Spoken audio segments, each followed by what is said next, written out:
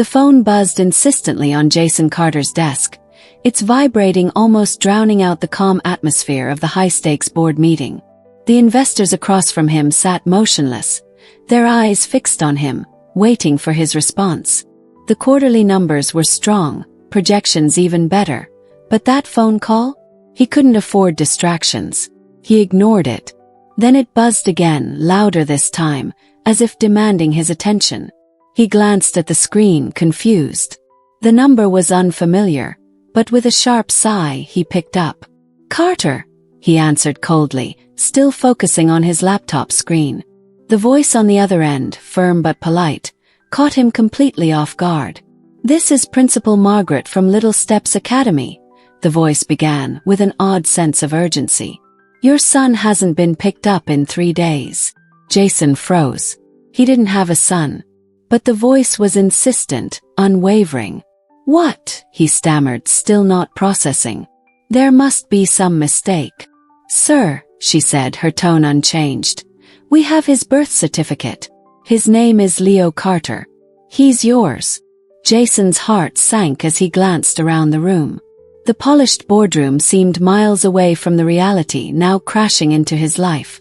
His mind raced back to a relationship from years ago. Fleeting romance. Mary. But she had disappeared. There had been no calls, no messages. No mention of a child. The room felt like it was closing in. He stood abruptly, the weight of the moment pulling him away from everything he knew. He had to go. This was a mistake he couldn't ignore. As Jason made his way to Little Steps Academy, his mind was consumed with questions. Who was this child? Why hadn't he known about him? Yet, as Rachel, his right-hand assistant, dug into the school's background, Jason could hardly focus on the answers. His life, which had been about mergers and billion-dollar deals, was now veering into unfamiliar territory. The school, a small private institution, wasn't elite, but it was legitimate. The principal had been there for years, no signs of trouble. But none of that mattered now. The boy waiting for him, his son, was his first concern. And there was no guidebook for what he was about to face. What awaited Jason was a child, a 6-year-old with a past, with a mother who had left him. This unexpected call was the beginning of a new chapter, one where Jason would have to learn what it meant to be a father, not in theory, but in reality. At Acts of Kindness Stories, we believe in the unexpected moments that reshape lives, teaching us what truly matters.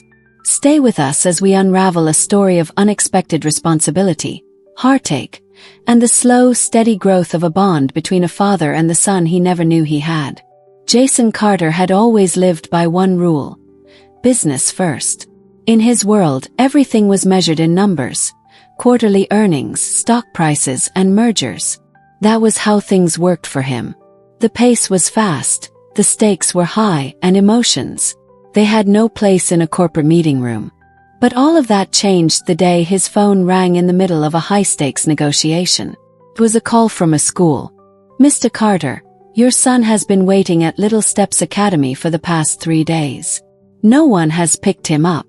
Jason's mind couldn't register the words.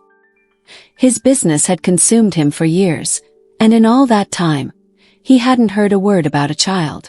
The name Leo Carter meant nothing to him. He could only process the shock and confusion that slammed into him like a freight train.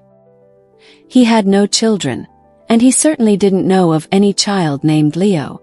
But the voice on the other end of the line was firm. The principal wasn't making a mistake. She had his son's birth certificate.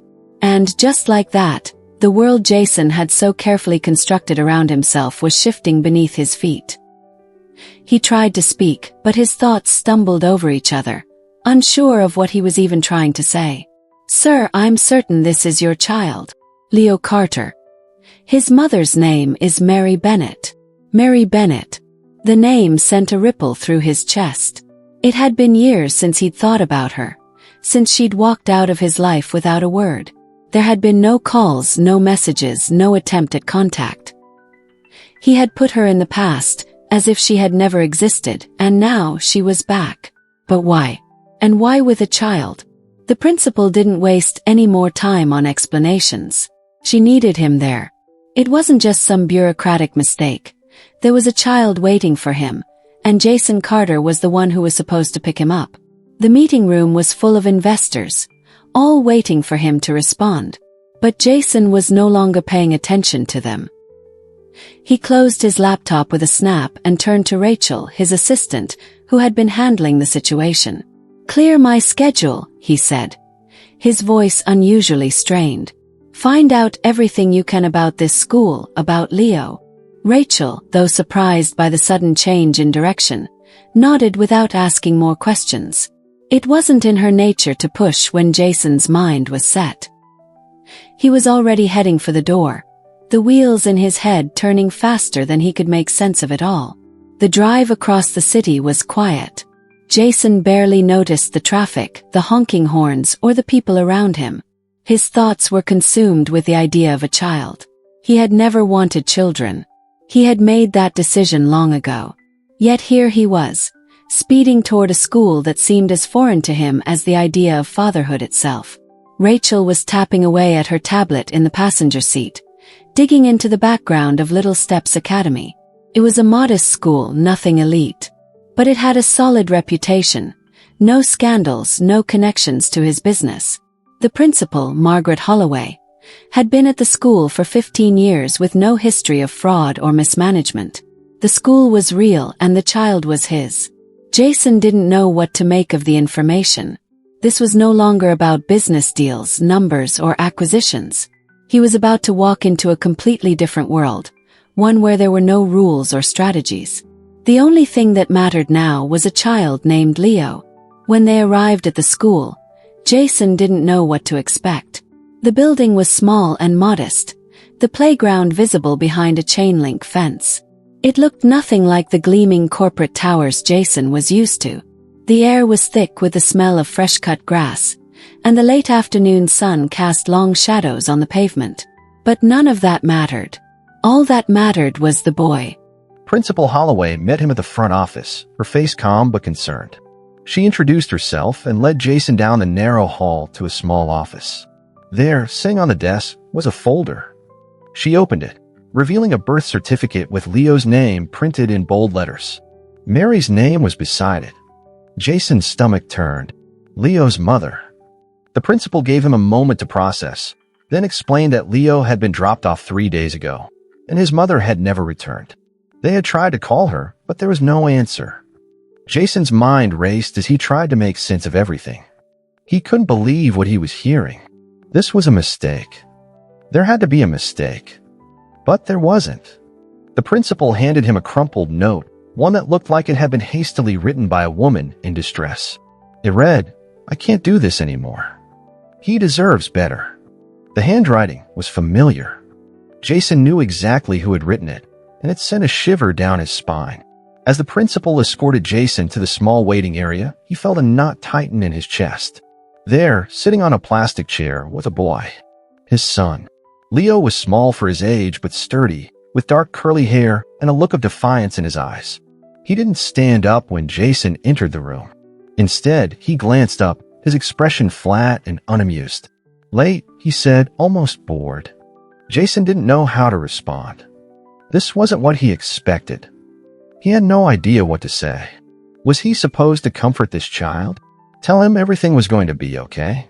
The principal crouched beside Leo, her voice soft but reassuring. "Leo, this is Jason Carter. He's here to take you home." Leo didn't respond.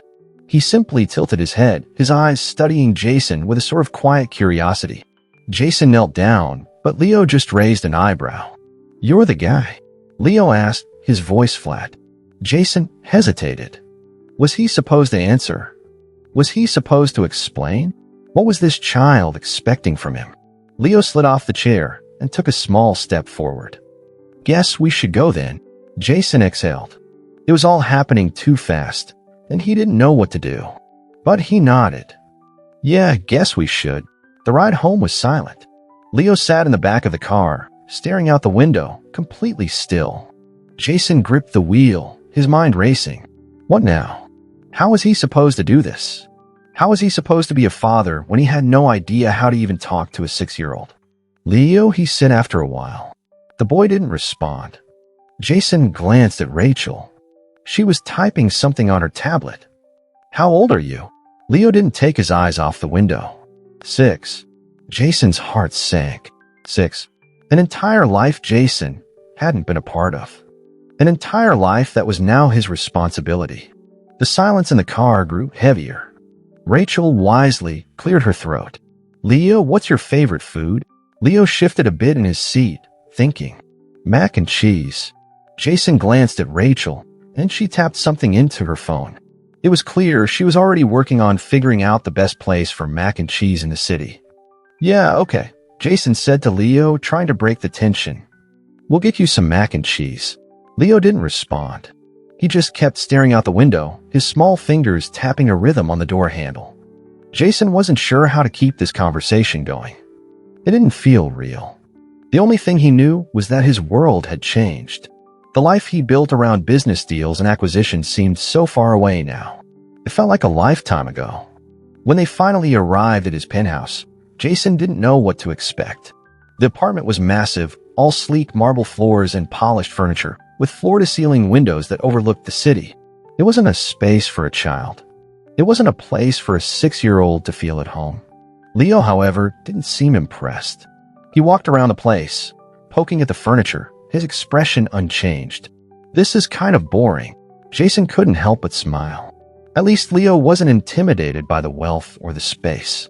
Jason had always worked hard to build this life, but in that moment, it felt empty. Not boring, Jason said. It's clean. Leo didn't reply. He wandered to the fireplace, examining the artwork. What's this? He asked, pointing to a sculpture on the mantel. A Lonstein original, Jason answered, trying to sound like he cared. But Leo just scrunched his nose. Looks like a squiggle. Jason was taken aback. He had spent years in meetings with business tycoons, negotiating multimillion-dollar deals, but this was something entirely different. A 6-year-old was keeping him on his toes in a way no billionaire ever had. And then disaster struck. Leo grabbed a juice box from the counter, and before Jason could warn him, squeezed it too hard. The juice shot out in a perfect arc, landing on the expensive white rug that cost more than most people's monthly rent. Jason inhaled sharply, trying not to lose his cool. That rug cost 50 grand. Leo bent down, rubbing the stain with his sleeve. He didn't seem bothered at all, just completely unfazed by the mess he had just made. Rachel, ever the professional, walked in with a folder in her hands. She stopped mid-step and smirked. Sir, should I call the crime scene cleanup crew? Or is this one salvageable? Jason shot her a look. Not helping, but Rachel didn't mind. She was already assessing the situation, probably planning how to clean up his mess. Meanwhile, Leo wandered off down the hallway, inspecting the guest bedrooms. Jason followed, still trying to process everything that had just happened. Finally, Leo stopped in front of the master suite, his arms crossed. Where am I supposed to sleep? Jason wasn't sure how to answer that. Leo had never slept in this kind of luxury. Jason had never shared his space with anyone before, much less a 6-year-old. One of the guest rooms, Jason said, trying to sound reassuring. They're huge. Leo shrugged, unfazed. I'm not used to huge. Jason didn't have an immediate answer for that. He opened a closet full of expensive, untouched clothes, emergency wardrobe options for any event that might arise, and pulled out one of his own oversized t-shirts. Pick something to sleep in, Jason said. Leo rummaged through the bags, pulling out a crisp button-up shirt that probably cost more than most people's rent. He snorted. This is dumb. Jason couldn't help but laugh. He took the shirt and swapped it for one of his own shirts before handing it to Leo. Here, it's all I've got. Leo took the shirt and without saying a word, padded back to the couch where he curled up, arms folded beneath his head. Jason stared at him for a moment. What was he supposed to do now? At least use a blanket, he thought. Leo didn't move. Instead, he grabbed a blanket from the armrest and dragged it over himself, making himself comfortable without any fuss. Jason didn't argue. There was no point. Turning off the lights, he walked to his room, but sleep didn't come easy. His mind was racing. Hours later, he lay awake, staring at the ceiling, trying to wrap his head around everything. This was his life now. And it wasn't just about business anymore. Then he heard it. A small shuffle of footsteps. Jason turned to see Leo climbing into his bed, his tiny foot pressed against Jason's side. Jason debated waking him up, but instead just lay there, staring at the ceiling. He had no idea what this would look like tomorrow or the next day. But he knew one thing for sure. His life had changed forever. And so had Leo's. The journey ahead wouldn't be easy, but Jason was ready to find out what it meant to be a father. Stay tuned for the rest of the story, as Jason navigates the uncharted waters of fatherhood, one step at a time. The years passed by faster than Jason ever imagined. Leo had grown up, and the bond between them had become something strong, unspoken, and unbreakable. From the unexpected moment they first met to now, Jason had learned more about himself than he ever thought possible. Fatherhood hadn't been a part of his plan, but it became the most important thing in his life. It wasn't easy. There were times when Jason didn't know what to do, times when he failed to find the right words, but there was one thing he had always been sure of. Leo was his responsibility now, and he would do whatever it took to make sure Leo never felt abandoned again. As the years passed, Jason learned that being a father wasn't about being perfect. It was about showing up every single day and doing his best. They faced the teenage years together, and Jason was right there, even when Leo pushed boundaries and tested limits. They had their moments of tension, but through it all, they learned to communicate, to trust, and to love each other in ways they never imagined. And when the day came that Leo moved out, off to college, building a future of his own, Jason knew he had done his job. Leo was no longer the 6-year-old boy he had once picked up from school. Leo was now a young man, confident, capable, and ready to face the world. But even as their relationship evolved, Jason realized that the most important thing wasn't the milestones or the achievements. It was the quiet moments. The ones where they didn't need to speak, but simply understood each other. It was the moments when they could sit in silence, comfortable in each other's presence, knowing they would always have each other's backs. And Jason wasn't alone anymore. He had Leo, and they had created a bond that would stand the test of time. Fatherhood wasn't what he expected, but it had taught him more about love, patience, and the real meaning of success than any boardroom meeting ever could. As the years went on, Jason found himself getting used to the idea that Leo didn't need him in the same way anymore. He was making his own decisions, living his own life.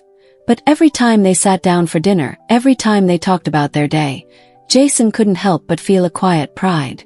They had made it through everything together, and now the future was theirs to share. Before Leo left for another adventure, they had one last dinner together. It wasn't fancy or extravagant, just pizza and a couple of drinks. It was a reminder that no matter where life took them, they would always come back to each other. After all, their story wasn't about the big moments. It was about the small, everyday things. It was about making sure that even when life pulled them in different directions, they would always have each other. Leo smiled at Jason, the same quiet smile that had been there when he was 6, and said, "You did a good job, Dad." Jason's chest tightened.